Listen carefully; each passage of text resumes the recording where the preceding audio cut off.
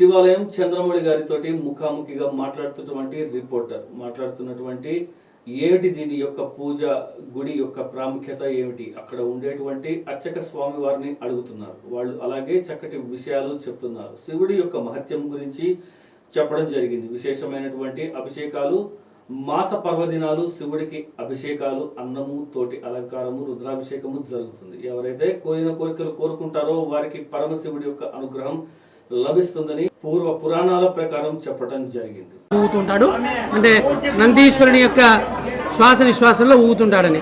ఎప్పుడైతే వృషణాలను మనం స్పర్శ చేస్తామో అప్పుడు ఈ ఉయ్యాల ఆగిపోతుంది. అంటే ఎవరో నా కోసం వచ్చారు అని స్వామివారు కూడా చూడడం జరుగుతుంది.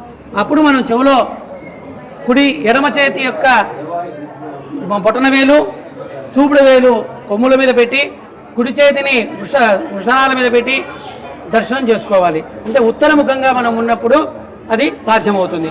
ఉత్తరముఖంగా మనం ఉండి ఎడమ చేతి యొక్క బొటన వేలు, చూపుడు వేలును నంది శృంగాల మధ్య పెడుతూ వృషణాలను కుడి చేతితో తాకుతూ మనం స్వామివారి దర్శనం చేసుకోవాలి. అది దీని యొక్క విశేషం. Okay, thank you Swamy.